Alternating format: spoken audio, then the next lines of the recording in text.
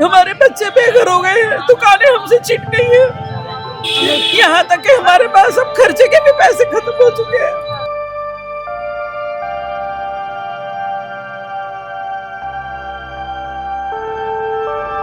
हमने बहुत मेहनत करी है, आज सरकार को मेहनत नहीं दिख रही है हमारी, आज विकास को मेहनत नहीं दिख रही। कहाँ है वे अधिकारी? पहले ही ना बनने देते तो उस कमाई को हम संभाल के रखते, अब बुढ़ापे में हम कमाने लागे।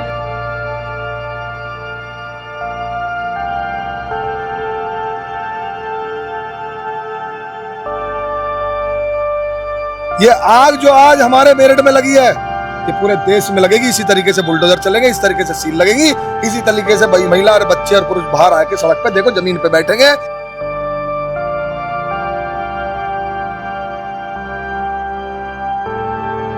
जंगल राज होगा, राम राज की कल्पना करी थी हमने कि राम राज आएगा, लेकिन राम राज नहीं आया भैया। दोस्तों, अभी इस वक्त हम मौजूद हैं उत्तर प्रदेश के मेरठ के शास्त्री नगर के सेंट्रल मार्केट में। आप तस्वीरों में देख सकते हैं चारों तरफ भीड़ लगी हुई है। ये भीड़ वही भीड़ है क्योंकि एक सुप्रीम कोर्ट के एक फैसले ने इनके मकानों को छीन लिया, शिक्षा तक को छीन लिया और यहाँ तक कि रोजगार तक को छीन लिया। अब मैं यहाँ के स्थानीय लोगों से जानूंगा आखिर इसका कारण क्या है और यहाँ पे लोग भीड़ लगा के क्यों बैठे हैं, लोग धरना प्रदर्शन क्यों कर रहे हैं। यहाँ पे मैं पहले मामला समझना चाहता हूँ कि आखिर क्या मतलब यहाँ जो पलायन हर जगह पोस्टर लगे हुए हैं, इसका क्या कारण है? इसका कारण ये था भैया, पहले तो हमारा व्यापार बंद कर दिया। ठीक, एक मिनट, व्यापार बंद कर दिया, को अब ये हमसे कह रहे हैं कि जो अपना जो मकान है उसमें हमें 5 फुट जगह चाहिए। 10 फुट का हमारा मकान है, 5 फुट में उसको जगह दे देंगे तो हम क्या सड़क पे सोएंगे? गवर्नमेंट ये सोच रही है क्या करे। गवर्नमेंट को जो दिखा रहे हैं, जो आवास विकास वाले, वो गलत दिखा रहे हैं। वो क्या दिखा रहा है कि इन्होंने हमारी ज़मीन 10 फुट आगे घेर रखी है नाले से, और जबकि हमें नाले से 10 फुट अंदर है। पहलू हमारा गलत दिखा रहे हैं और इसका भी वो फायदा उठा रही गवर्नमेंट। लोग यहाँ से पलायन करना चाहते हैं, लिखा है पलायन हेतु मकान बिकाऊ है, लेकिन फिर भी सरकारों ने रोक लगा रखी है कि आप यहाँ से नहीं जा सकते। क्यों नहीं जा सकते?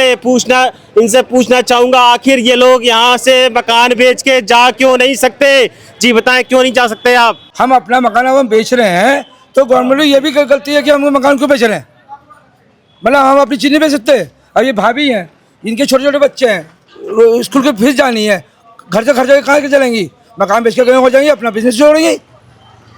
और ये इनसे कह दिया यहाँ से हिलना नहीं है, पुलिस वाले ने तंग कर रहे हैं। 85% व्यापारी ऐसे हैं जो डेली का 300 से 500 रुपये कमा के अपने जो है घर की कमाई कर रहे हैं, बच्चों को पाल रहे हैं।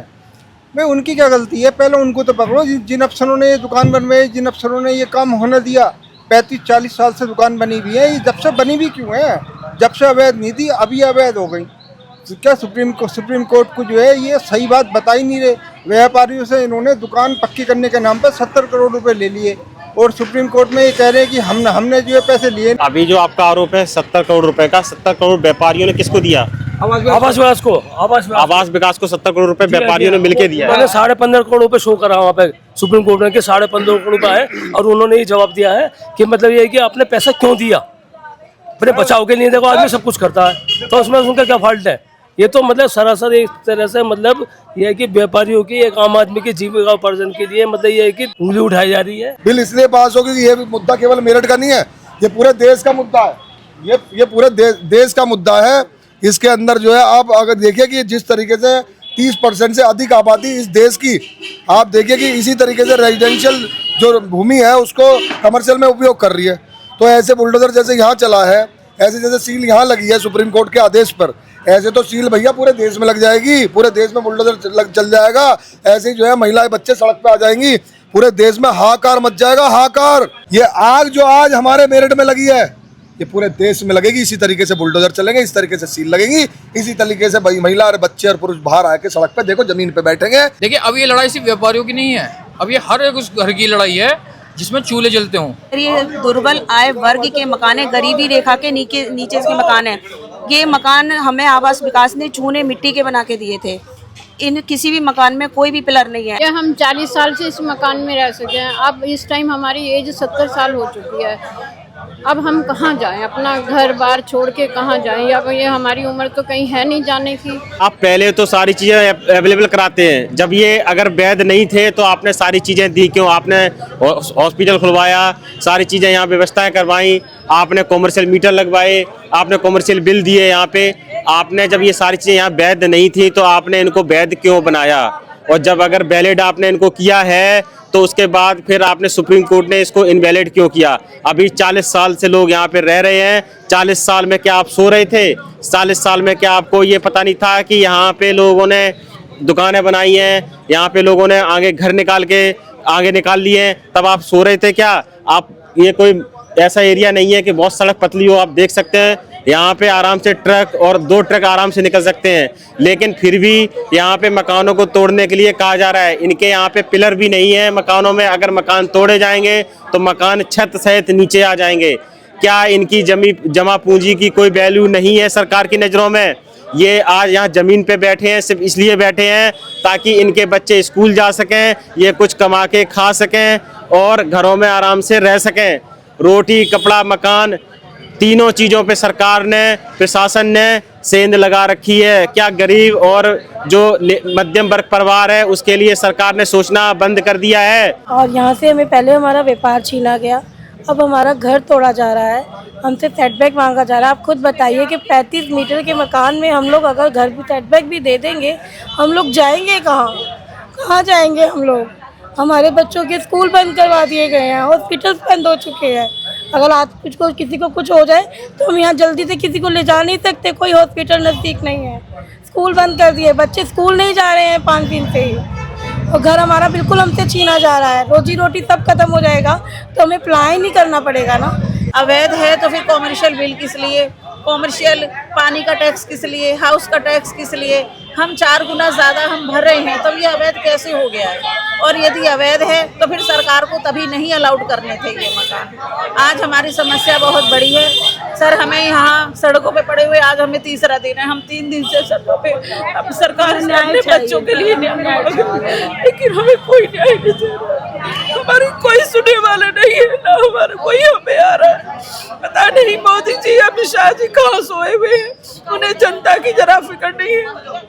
उनके राज्य में जनता इतनी दुखी है कि सड़कों पे आ गई है, घर से बेघर हो गई है, व्यापार चले गए हैं, और अब हमारे पास बनने के अलावा कोई विकल्प नहीं बचा है।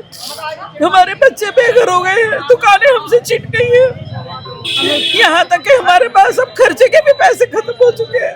कि जैसे हमारे मकान बन रहे थे, आस विकास का दफ्तर तो यही है, क्या उनकी आंख नहीं थी? जब नहीं दिख रहा था उन्हें, वे मना करते कि तुम बनाओ मत ना, तो हम अपनी जमा पूंजी बचा के रखते हैं, आज कहीं भी चले जाते हैं। आज हमने सारी जमा पूंजी लगा दी है तो आज इनकी आंख खुली है, जब हम बर्बाद हो गए बिल्कुल। मजबूर होकर हम आत्महत्या करेंगे या मकान बेचेंगे, यहाँ से जाएंगे।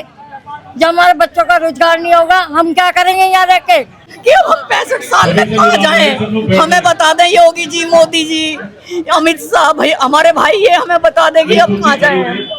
दोस्तों वो समझिए, विडंबना समझिए कि अगर आपका मकान, जिस मकान में आप रह रहे हैं, अगर आपका मकान तोड़ दिया जाए, अगले दिन आप रोड पे आ जाएं तो आपकी स्थिति क्या होगी? आज वही स्थिति, बस एक सोच के देखिए जी। ये मकान नहीं है, ये हमारी आत्मा है। हमने अपने खून पसीने का सींचा, हमने मेहनत कर करके सींचा, बहुत मेहनत करी है इसके लिए, हमने सिलाई कर करके इस मकान को बनाया, 1 रुपया जोड़ के अपने बच्चों को पढ़ाया, हमने बहुत मेहनत करी है।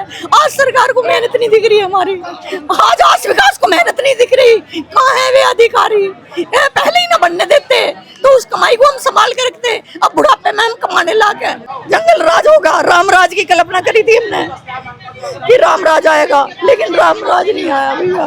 दोस्तों आपको दिखा सके छोटे छोटे बच्चे यहाँ बैठे हुए हैं, क्या इनकी मानसिक स्थिति इसी दौर से गुजर रही है?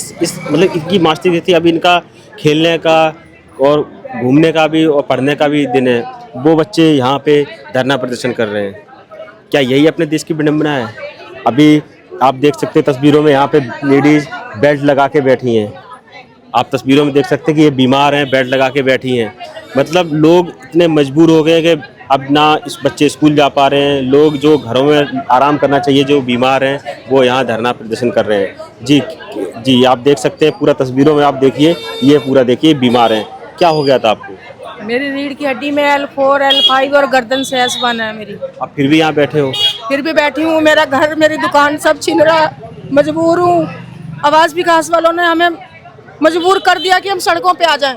देखो जो भी कोई रूल बनता है ये बाद में नहीं बनता, ये पहले बनता है। आवास विकास जब हमें ये मकान दुकान हमें दे रहा था उस समय हमें रूल बताता। हम स्कूटर बाइक कार सीखते हैं, सबसे पहले हमें रूल सिखाया जाता है। आवास विकास ने इतनी पूरा शास्त्री नगर बसाने के बाद में अब हमें ये रूल बता रहे हैं कि ये वाले रूल थे यहाँ पे। हर जगह इस तरह के बैनर लगे हुए हैं, सील के बैनर लगे हुए हैं और लॉक लगा के इस पर सील लगाई गई है। आप तस्वीरों में देख सकते हैं ये जगह जगह का हाल है और पूरी मार्केट में इसी तरह का कर दिया गया है। अगर ये वीडियो आपको पसंद आई है तो ज़्यादा से ज़्यादा शेयर करना, लाइक करना और अगर हमारी निष्पक्ष पत्रकारिता आपको पसंद आती है तो हमारे चैनल को सब्सक्राइब करना बिल्कुल ना भूलें। अब चाहूँगा आपसे इजाज़त, सहयोगी आदित्य सिंह के साथ मैं हूँ नीलेश सिंह और आप देख रहे हैं जनता 360।